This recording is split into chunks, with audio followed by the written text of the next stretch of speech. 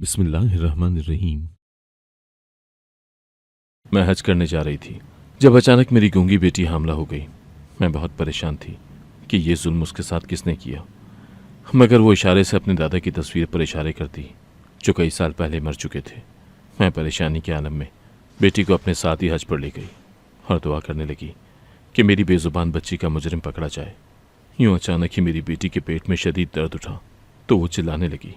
तभी कुछ अरबी मेरी बच्ची को उठाकर अस्पताल ले गए, मगर वहां पहुंचते ही बच्ची ने ऐसी चीज को जन्म दिया कि पूरे अस्पताल में अल्लाह अकबर के नारे गूंज पड़े। नूरी, मैं अपनी बेटी को पूरे घर में ढूंढ रही थी, मगर वो मुझे कहीं दिखाई न दी। मैंने घर का एक एक कोना छान मारा, ऊपर छत के कमरों में भी देख आई, न जाने वो कहाँ चली गई थी। मैं परेशानी से इधर टहल रही थी। उसको गायब हुए आधा घंटा गुजर चुका था, मगर वो मुझे कहीं दिखाई नहीं दे रही थी। बिलाखिर मैंने अपनी चप्पल पहनी और चादर उड़कर घर से बाहर निकल आई ताकि उसे ढूंढ कर ला सकूं। अभी मैं घर से बाहर निकली ही थी कि मुझे नूरी लड़खड़ाती हुई आती दिखाई दी। मैंने आगे बढ़कर फौरन ही उसको पकड़ लिया। तू कहाँ चली गई थी, मैंने उससे पूछा, तो वो मुझे इशारे से न जाने क्या समझाने लगी। परेशानी के आलम में मेरे पल्ले उसकी एक भी बात न पड़ी। अच्छा चल अंदर चल। मैं उसे बाजू से पकड़कर अंदर ले आई।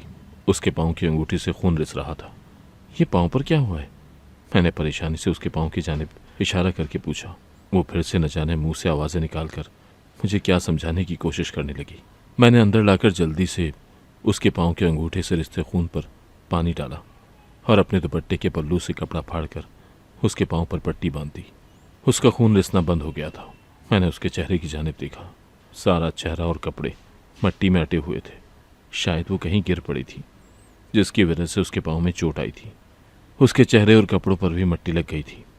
मैंने जल्दी से उसका मुंह धुलवाया और उसको अंदर कमरे में ले जाकर पूरी रफ्तार से पंखा चला दिया, क्योंकि वो पसीने से शराबूर थी। उसने इशारे से मुझे बताया कि उसे भूख लगी है, तो मैं उसका खाना लेने के लिए चल दी। मेरा नाम शबनम था। मेरी एक ही बेटी नूरी थी जो गूंगी और बहरी थी। वो बचपन से ही बेइंतहा खूबसूरत थी। मुझे अक्सर उसे देखकर अफसोस होता तो मैं खुदा से शिकवे करने लग जाती कि काश वो मुझे सेहतमंद औलाद अता कर देता। मैंने खुदा से बेहद दुआएं मांगी कि नूरी बोलने और सुनने लगे, मगर मेरी कोई दुआ कबूल ना हुई। नूरी के बाप की मौत के बाद से मैंने उसे अकेले पाला था। मैंने नूरी के बाप से मोहब्बत की शादी की थी। मुझे नहीं मालूम था कि इस मोहब्बत का अंजाम इस कदर भयानक होगा। हालांकि अम्मा अब्बा ने मुझे उस आदमी पर एतबार करने से मना किया था, मगर मैं ही मोहब्बत में अंधी हो गई थी। मैं अपने माँ बाप की इकलौती बेटी थी, लिहाजा मेरे माँ बाप ने मुझे बहुत लाड प्यार से पाला था। मेरे बड़े होते ही मेरे ख़ानदान से मेरे लिए रिश्ते आना शुरू हो गए थे। अम्मा अब्बा चाहते थे कि वो ख़ानदान में ही मेरी शादी करें, मगर मुझे मेरी सहेली नुसरत का भाई भाग गया था। नुसरत मेरी स्कूल की सहेली थी। मेरा उसके घर बहुत आना जाना था। उसका घर हमारे घर से कुछ फासले पर था, मगर मैं तकरीबन रोज़ाना ही उसके घर चली जाती। अम्मा भी जानती थी कि नुसरत मेरी वाहिद सहेली है, लिहाजा अम्मा भी मुझे मना न करती। कभी तो अब्बा मुझे साइकिल पर बिठाकर छोड़ आता और कभी मैं अकेली पैदल ही चली जाया करती। मेरी सहेली नुसरत का भाई जमील अक्सर मेरे इर्द गिर्द मंडलाता रहता। मैं इतनी छोटी थी कि मुझे अंदाज़ा ही न था कि उसके हमारे इर्द गिर्द रहने की वजह मैं थी। वो नुसरत से बात करता, मगर उसकी नज़र मुझ पर ही जमी रहती। कुछ अरसे के बाद मुझे एहसास हो गया था कि जमील मुझे पसंद करता है। जमील को देखकर मैं शर्म महसूस करती तो वो मुस्कुरा देता। रफ्ता रफ्ता उसने मुझसे बातचीत शुरू की। मुझे पहले ही उसकी पसंदीदगी का एहसास हो चुका था, लिहाजा उसको अपनी मोहब्बत का इजहार करने में कोई ख़ास देर ना लगी। मुझे भी वो अच्छा लगने लगा था, लिहाजा मैंने भी उसकी मोहब्बत का जवाब मुस्बत तरीके से दिया। हमारे रिश्ते से सिर्फ नुसरत ही खुश थी, क्योंकि ब्याह कर दूर जाने के बजाय हर वक्त मैं उसके घर रह सकती थी। जमील चूँकि मुझसे कई साल बड़ा था, लिहाजा वो अपना काम धंधा करता था। उसने अपने माँ बाप को मेरे रिश्ते के लिए भेज दिया। मेरे और भी कई रिश्ते आए थे, लिहाजा अम्मा अब्बा सोचो विचार में मुब्तला थे। हम खाते पीते लोग थे। अम्मा अब्बा यही चाहते थे कि वो मेरी शादी ताया जी के घर कर दें, क्योंकि उनकी भी कुछ ज़मीन थी जिस पर वो खेती बाड़ी करते थे, जबकि दिलशाद उनका इकलौता बेटा था। जमील के हालात हमारे हालात से काफ़ी मुख्तलिफ थे। अम्मा को मालूम हो गया था कि मेरी दिलचस्पी जमील में है। अम्मा ने मुझे काफ़ी समझाया, मगर मेरी आंखों पर पट्टी बंधी थी। मैंने अम्मा से साफ साफ कह दिया कि मैं जमील के अलावा किसी और से शादी न करूँगी। अम्मा भी मेरी बेबाकी पर हैरान थी, मगर मुझे कोई शर्म हया न थी। अम्मा का कहना था कि उसे मुझे पहले ही नुसरत के घर जाने की इजाज़त नहीं देनी चाहिए थी। अगर अम्मा मुझ पर पहले ही रोक टोक रखती तो शायद ये नौबत ही ना आती, मगर अब तो जो होना था वो हो चुका था। मैंने अपने मुंह से जमील का नाम ले दिया था और अब मेरे माँ बाप के लिए भी यही बेहतर था कि वो जमील का रिश्ता कबूल कर लें। लिहाजा अम्मा अब्बा ने जमील के माँ बाप को हाँ कह दी। मैं 19 साल की थी कि अम्मा ने मुझे जमील के साथ रुखसत कर दिया। जमील का साथ पाकर मैं हवाओं में उड़ रही थी। मैंने जिसकी ख्वाहिश की वो मुझे मिल गया था। मेरी खुशी का कोई ठिकाना न था, मगर मेरी ये खुशी आर्जी साबित हुई।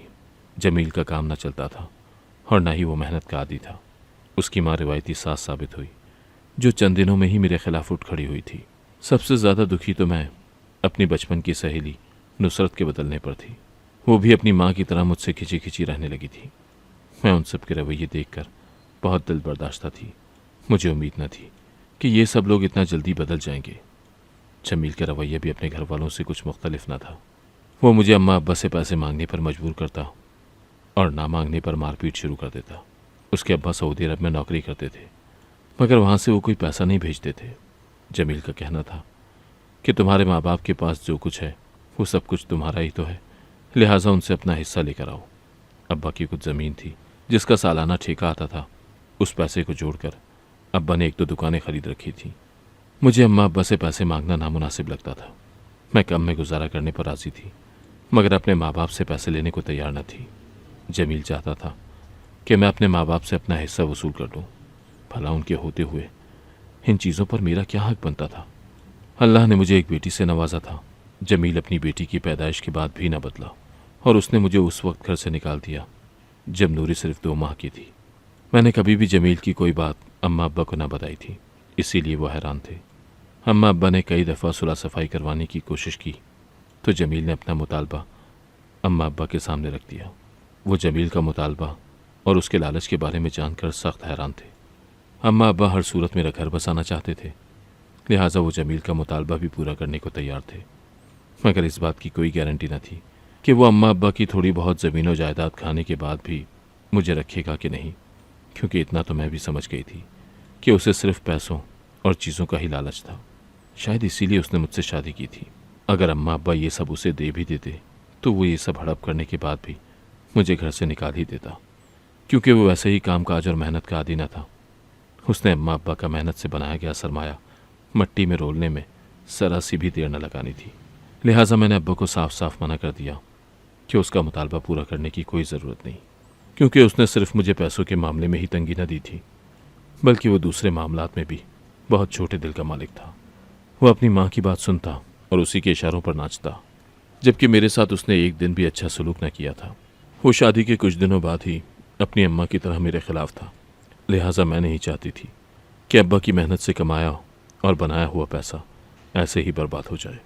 मगर अम्मा अब्बा मेरी कहाँ सुनने वाले थे। वो तो बस मेरा बसा हुआ घर देखना चाहते थे। अब्बा के मुताबिक ये सब कुछ मेरा ही तो था, तो फिर वो इस सब के खातिर मेरा घर क्यों कर बर्बाद करते। लिहाजा उन्होंने जमील का मुतालबा मान लिया और मुझे एक बार फिर जमील के घर भेज दिया गया।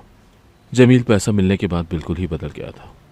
उसका रवैया मेरे साथ काफ़ी बेहतर हो गया था, लेकिन मेरे दिल में जमील के खिलाफ गिरह पड़ चुकी थी। इसका मतलब साफ जाहिर था कि उसे मुझसे ज़्यादा पैसों से प्यार था, मगर मैं भी क्या करती। मुझे अपना घर तो बसाना ही था। वो नूरी का बाप था और वो नूरी से भी प्यार किया करता था। जमील के अब्बा पाकिस्तान लौट आए तो सब कुछ ठीक हो गया। वो बाहर से अच्छा खासा रुपया कमा कर लाए थे, जिससे उन्होंने कारोबार शुरू किया और जमील को भी अपने साथ कारोबार में लगा लिया। जमील का रवैया मेरे और नूरी के साथ काफ़ी बेहतर हो गया, मगर शायद मेरी किस्मत में खुशी लिखी ही न थी। एक दिन काम पर से आते हुए जमील और उसके बाप दोनों सड़क के हादसे का शिकार हो गए। जमील मौके पर ही दम तोड़ गया, जबकि उसके अब्बा शदीद ज़ख्मी हुए। उनकी जान तो बच गई, मगर उन्हें काफ़ी चोटें आई थीं। कुछ अरसे के लिए वो बिल्कुल ही बिस्तर पर आ गए थे। मेरी सास ने एक बार फिर मुझे घर से निकाल दिया। उनका कहना था कि ये सब मेरी वजह से हुआ है, क्योंकि मैं मनहूस थी। वो पैसा जो अम्मा अब्बा ने जमील के नाम किया था वो भी हाथ से गया और मैं फिर से अम्मा अब्बा के सहारे आ बैठी। नूरी कुछ बड़ी हुई तो मुझे एहसास हुआ कि वो अभी तक क़ुव्वत गोयाई से महरूम थी। वो ना तो मेरी किसी बात का तासुर देती और ना ही खुद बोलती थी। मैंने उसे डॉक्टर को चेक करवाया तो उन्होंने मुझे बताया कि नूरी ना सिर्फ बोलने की क़ुव्वत से महरूम थी, बल्कि वो क़ुव्वत समाज से भी महरूम थी।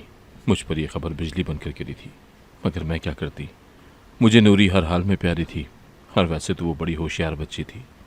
अम्मा अब्बा ने नूरी के प्यार में कोई कमी न रखी, और जिस तरह उन्होंने मुझे लाड प्यार से पाला था, नूरी को भी ऐसे ही पालने लगे। नूरी अपने ददियाल जाती रहती। कुछ सालों बाद उसके दादा की सेहत में बेहतरी आई तो वो अक्सर उसे आकर ले जाते। अब्बा अचानक दिल का दौरा पड़ने से इंतकाल कर गए। मुझे और अम्मा दोनों को ही अब्बा की मौत का बहुत दुख था। अब्बा के बाद मुझे अम्मा का बहुत बड़ा सहारा था, मगर गुजरते सालों में अम्मा की तबीयत भी काफ़ी गिर गई थी और अम्मा बिल्कुल ही चारपाई पर लग गई थी।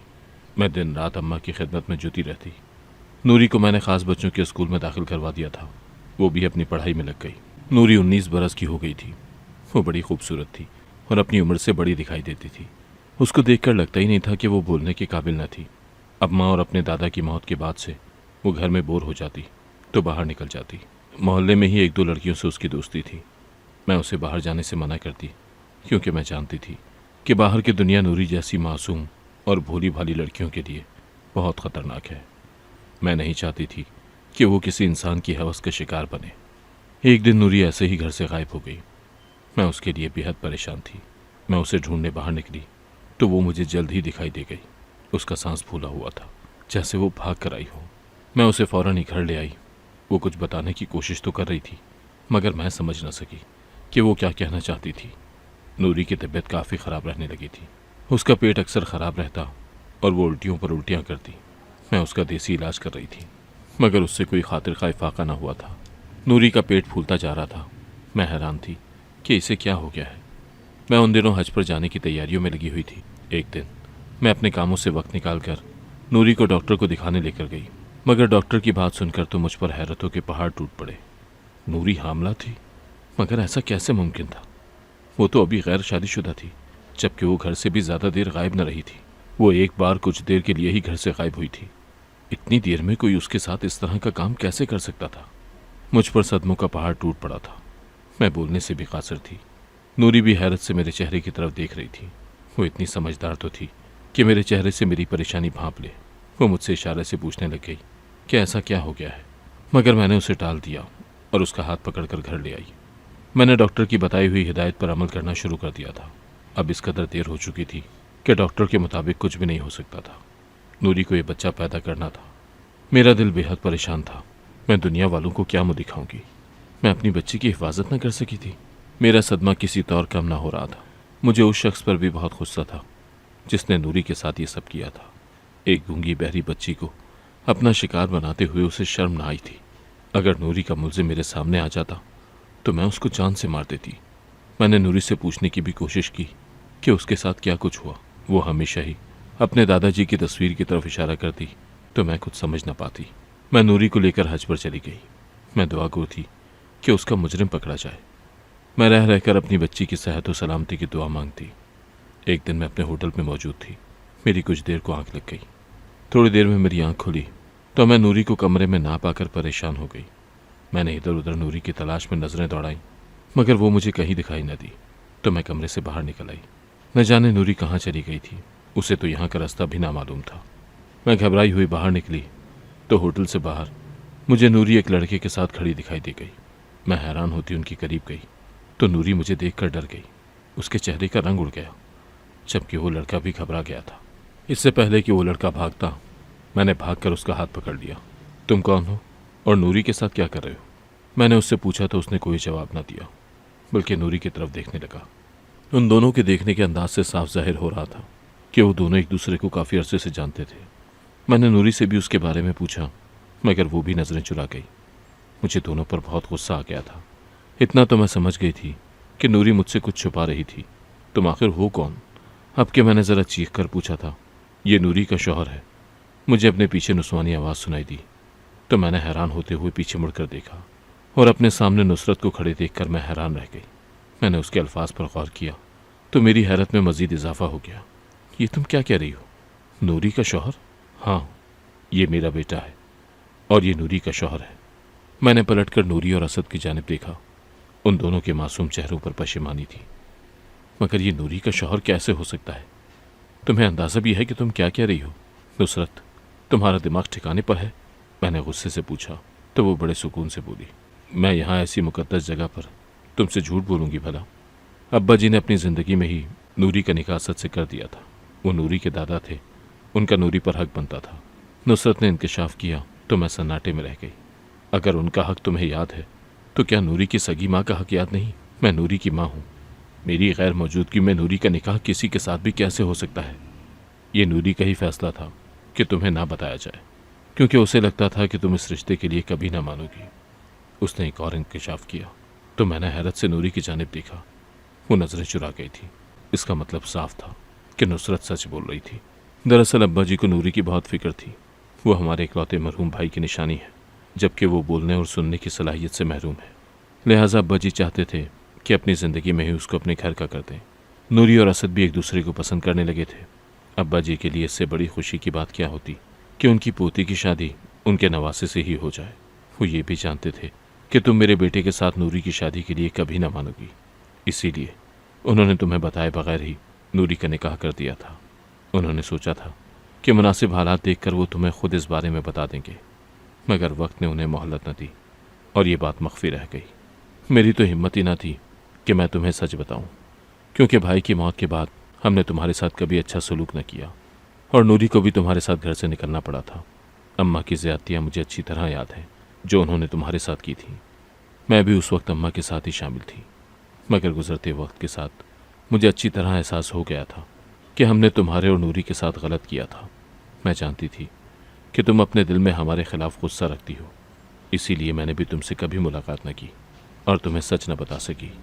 मगर मैं दिल से खुश थी कि मेरे भाई की निशानी मेरे घर की बहू बनी थी। मेरा बेटा असद एक अच्छी कंपनी में मुलाजमत करता है और नूरी को बहुत खुश रखेगा। दरअसल ये निकाह भी नूरी की मर्जी से ही हुआ था। अब्बा ने नूरी से पूछा था कि क्या वो असद से निकाह करने के लिए राज़ी है, तो नूरी ने अपनी खुशी से इकरार किया था। नूरी अब्बा जी की बहुत करीब थी। वो अक्सर अपने राज़ो न्याज अब्बा जी से ही किया करती थी। उसकी मर्ज़ी के बगैर कुछ भी न हुआ था। मैंने ये काम भी नूरी पर छोड़ा था कि वो जब चाहे खुद ही अपनी माँ को अपने निकाह के मुतालिक बता दे, जबकि मैंने 1 साल पहले ही बाकायदा तौर पर नूरी को असद के हवाले कर दिया था। मैं जानती हूँ कि मैंने ये सब कुछ तुमसे छुपा कर गलत किया, मगर मेरे पास कोई और चारा न था। दरअसल असद भी बोलने और सुनने की क़ुव्वत से महरूम है, इसलिए भी हम सब ने तुमसे सच छुपाया था, क्योंकि तुम यकीनन यही चाहती होगी कि तुम्हारी नूरी की शादी एक नॉर्मल इंसान से हो जिसमें कोई जिस्मानी ऐब ना हो। नुसरत के इंकशाफ पर मैं मुँह खोले हैरत से उसकी जानिब देख रही थी। वो सच कह रही थी। मैंने कभी नूरी की शादी उसके जैसे गूंगे बहरे लड़के से करने के बारे में ना सोचा था। काश मैं कभी पलटकर नूरी और असद पर भी एक नज़र डाल लेती। तभी वो अपने दादा की तस्वीर की तरफ इशारा करती थी, क्योंकि उन्होंने ही नूरी का निकाह करवाया था। पर उसके दादा अगर मुझसे नूरी के रिश्ते के बारे में बात करते तो मैं भी मना न करती, मगर उन्होंने अपने हक को इस्तेमाल करते हुए मुझसे पूछे बगैर निकाह कर दिया था। मैं ऐसे किसी निकाह को नहीं मानती। मैं फट पड़ी थी और तुम्हें नूरी के साथ ये जुर्म करते हुए शर्म आनी चाहिए थी। तुम उसकी फुप्पी हो। मैंने नुसरत को खूब लताड़ा था। मैंने फुप्पो होने का हक इस्तेमाल किया है, और वैसे भी इसमें जुल्म की क्या बात है? नूरी को ब्याह कर कहीं ना कहीं तो रुखसत होना है, तो फिर अपनों में क्यों नहीं? असद दिल से नूरी की इज्जत और कदर करता है।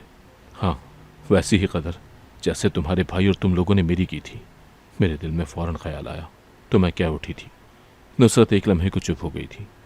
हमें अपने रवैये का एहसास है और हमने उस तलखी की तलाफ़ी करने की कोशिश की है, वो शर्मिंदगी से बोली थी। वो अच्छी तरह जानती थी कि मैं उनके रवैये बिल्कुल नहीं भूली थी। मुझे हकीकत जानकर बहुत दुख हुआ था, मगर एक तरफ ये इत्मीनान था कि नूरी नाजायज़ बच्चा पैदा करने नहीं जा रही थी, बल्कि वो उसका और असद का बच्चा था। मगर मैं नूरी से नाराज़ थी, क्योंकि अगर वो चाहती तो मुझे सब कुछ सच बता सकती थी, मगर उसने ऐसा ना किया, बल्कि मुझे बेखबर रखा। मैं उन सब से मुंह मोड़कर अपने कमरे की जानिब चल दी। नूरी भी मेरे पीछे ही चली आई थी, मगर नूरी को मुझसे बात करने का कोई मौका न मिला और उसके पेट में शदीद दर्द उठा। वो दर्द से दौरी हो गई। उसकी हालत देखकर मेरे तो हाथ पांव फूल गए थे। वहाँ मौजूद अरबी उसे लेकर अस्पताल की जानिब दौड़े।